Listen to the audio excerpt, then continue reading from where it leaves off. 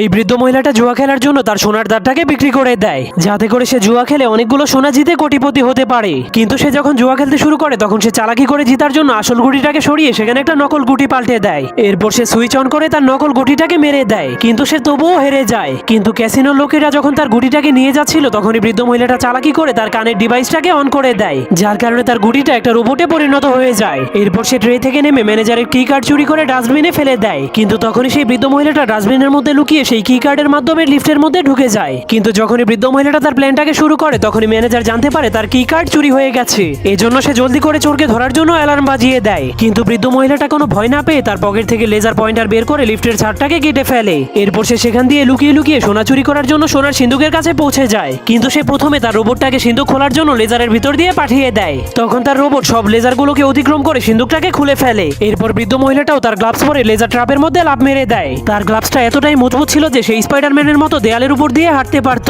কিন্তু তখনই সিন্ধুকের সকল দরজাগুলো অটোমেটিক ভাবে বন্ধ হতে শুরু করে দেয়, যার কারণে বৃদ্ধ মহিলাটা জলদি করে সোনার লকারের কাছে যেতে শুরু করে দেয়। কিন্তু তখনই সেই ম্যানেজার সেখানে চলে আসার কারণে বৃদ্ধ মহিলাটা ভয় পেয়ে নিচে পড়ে যায়। কিন্তু বৃদ্ধ মহিলাটা তবুও হার মানে না।